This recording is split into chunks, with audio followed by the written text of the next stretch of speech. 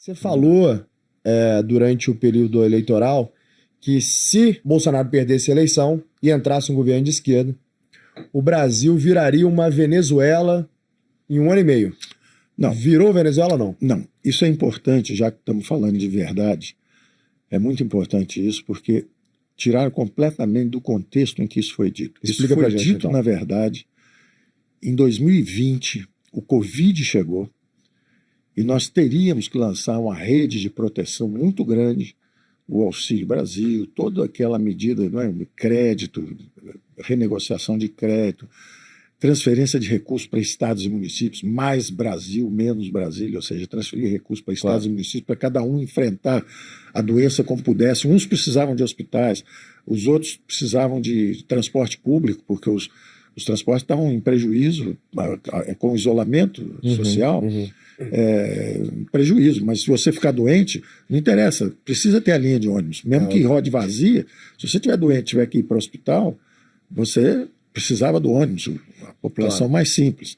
Então, naquele contexto, eu disse exatamente isso. Falei, olha, nós vamos ter que gastar recursos agora, e se nós não nos contivermos, foi uma entrevista até para um grupo de jovens digitais como vocês, naquela época. Rico e para o Bruno. Exatamente, foi com eles. Foi exatamente com eles. Acho que foi no seu gabinete, inclusive. Foi no meu gabinete.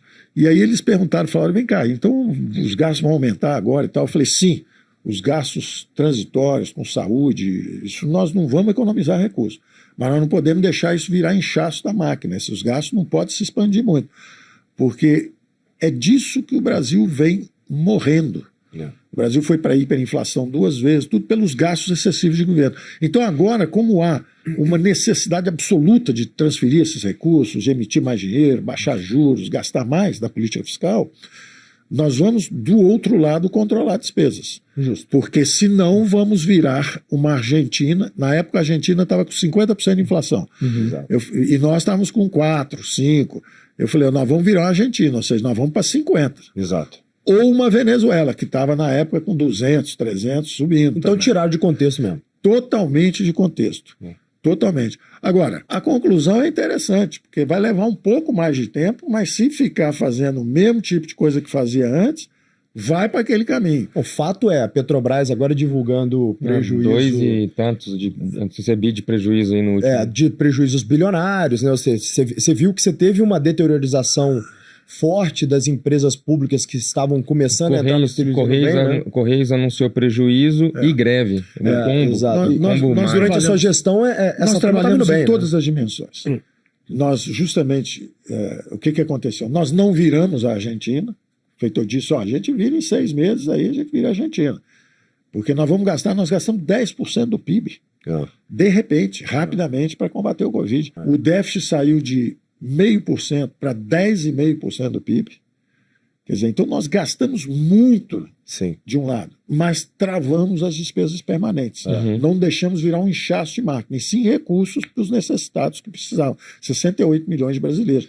Então, aquele contexto era, esse caminho de gastos excessivos, que a esquerda pratica geralmente, que já nos levou para moratória externa, já nos levou para 2 surtos de hiperinflação, nos levou para endividamento em bola de neve, nos levou para juros muito altos, nos levou para estagnação econômica, nos levou para corrupção política. Então, esse modelo é um modelo ruim, é o caminho da miséria.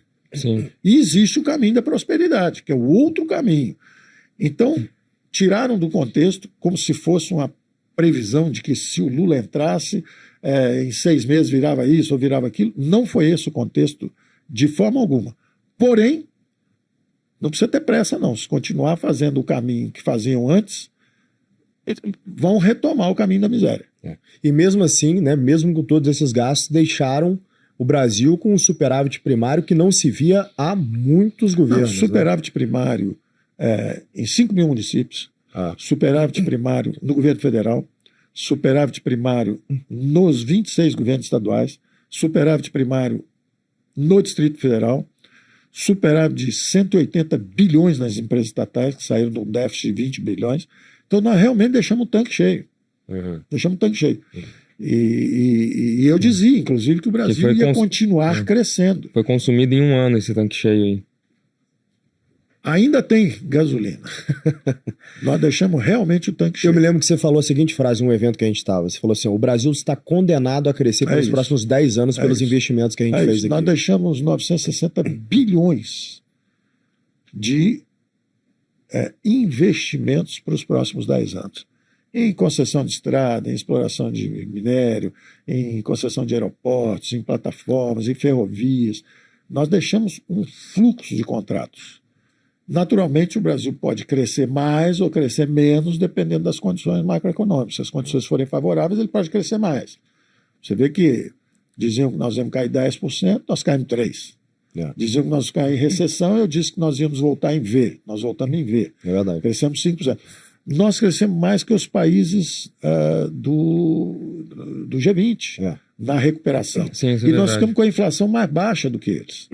Então, nós tivemos realmente um desempenho que é reconhecido lá fora. Globalmente. Globalmente. É só no Brasil que a turma fala mal. Porque lá fora, eu conversando com gente de todas as esferas do poder, desde o poder público até o que eu diria poder privado, grandes empresários, né, grandes CEOs, todos reconhecem que conhecem, né? Todos reconhecem o trabalho que foi feito no Brasil durante a pandemia. Os números mostram o seguinte: quando o Covid chegou, a dívida era 76% do PIB. Nós enfrentamos tudo isso.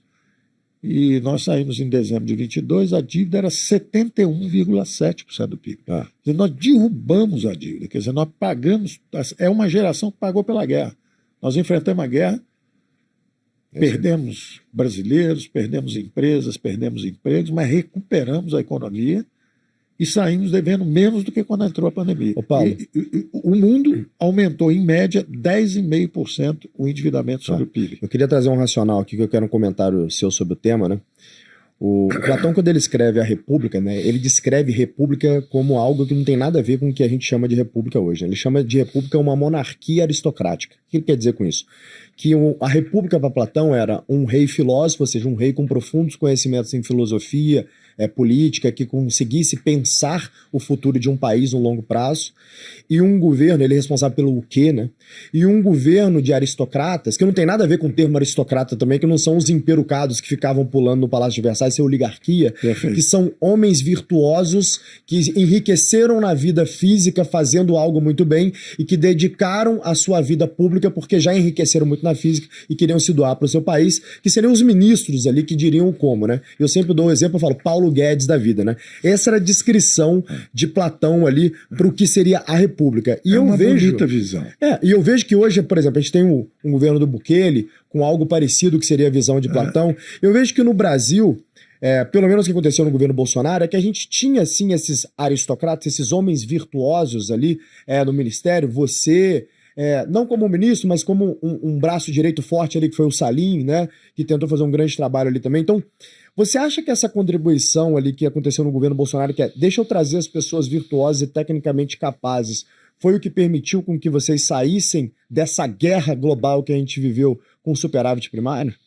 Eu acho que a visão conceitual idealista de Platão é extraordinariamente atraente do ponto de vista intelectual, porque ela diz basicamente o que você falou. Falou um filósofo rei, ou seja, um homem esclarecido à frente. Perfeito. E ele chama homens de conhecimento também, ou de bom desempenho numa sociedade. Então, essa ideia de pessoas preparadas, eu acho que se inspirou um pouco o presidente quando ele falou, olha, eu prefiro trazer uma pessoa que entende muito de cada setor, né? Um sujeito que entende de projetos, como o Tarcísio, uma pessoa que conhece profundamente a agricultura, como a Tereza Cristina.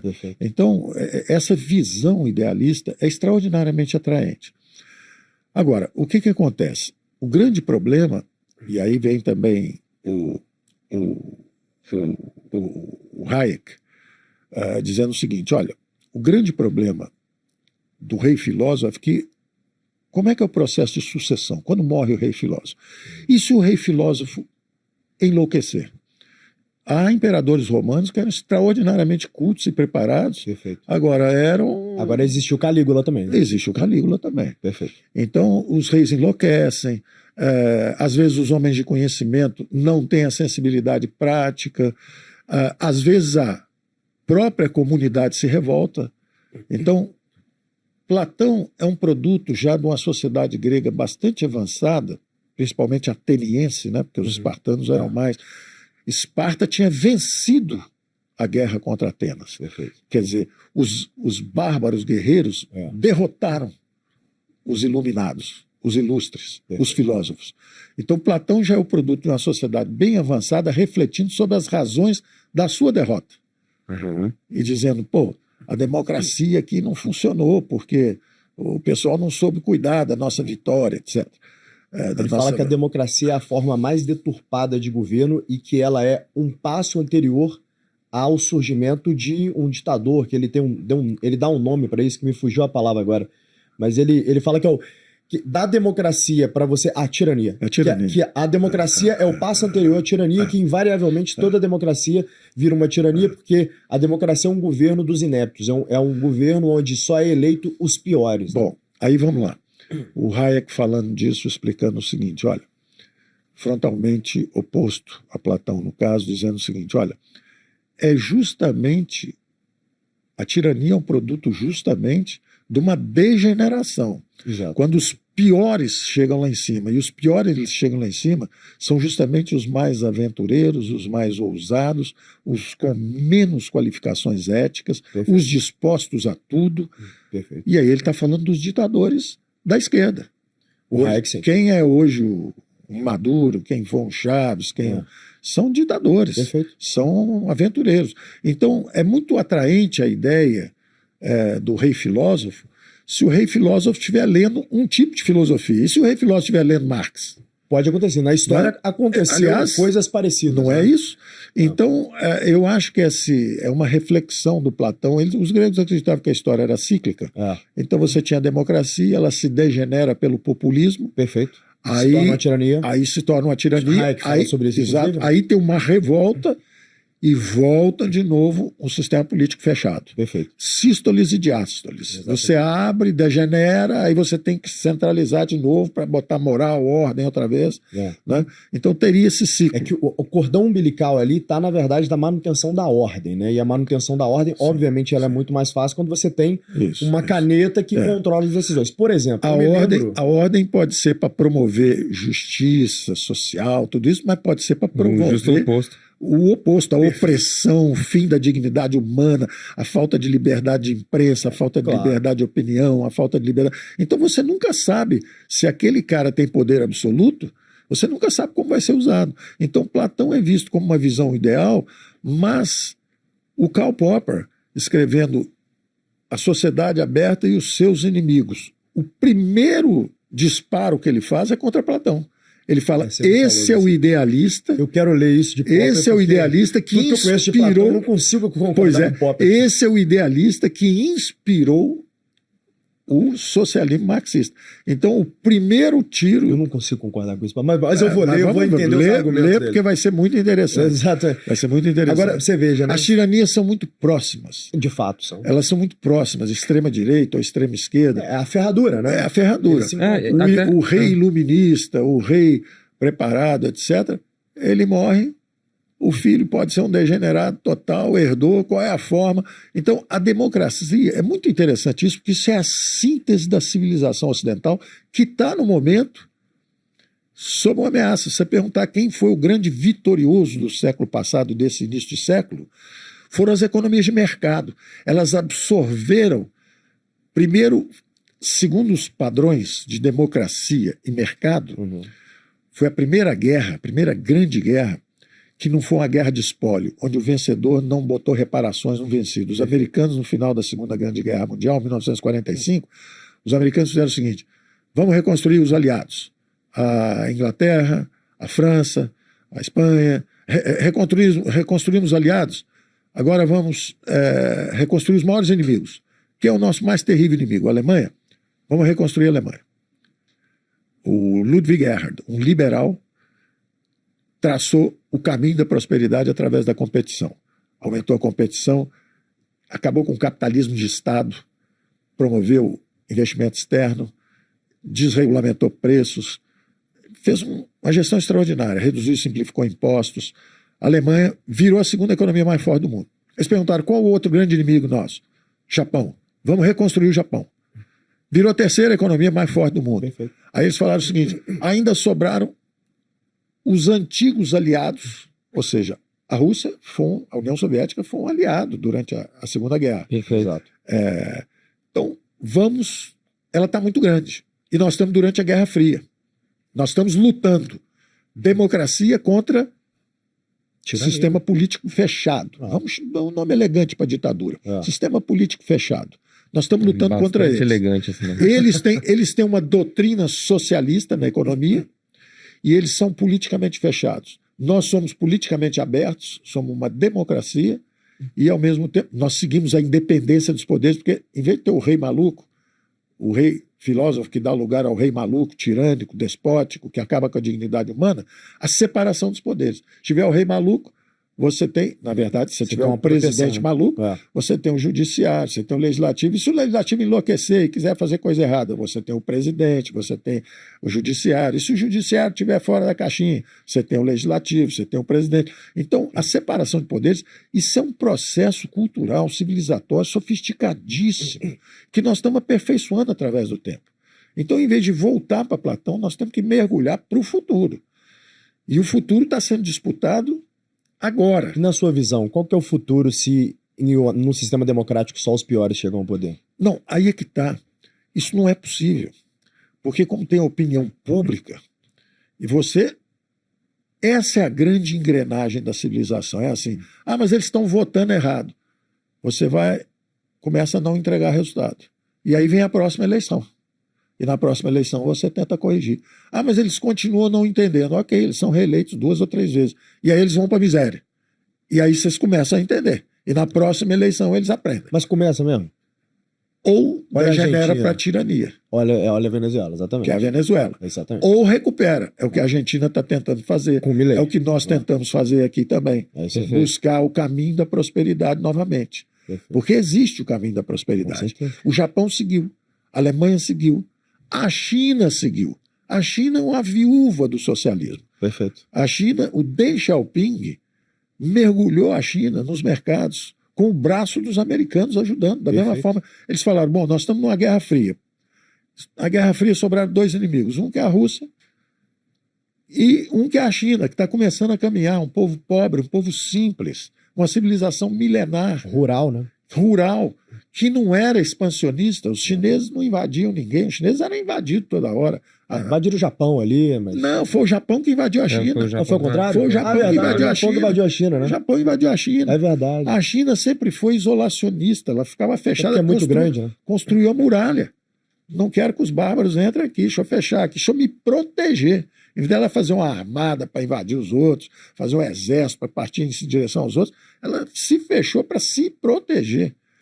Então, os americanos deram a mão para a China, virou a segunda maior economia do mundo. Aí você fala o seguinte, quem ganhou essa parada? Foi a democracia ou foi o totalitarismo? Foi o sistema fechado chinês ou foi a democracia americana? A resposta não são os dois maiores mais fortes do mundo? Sim. Então a resposta é a seguinte, quem ganhou foi a economia de mercado.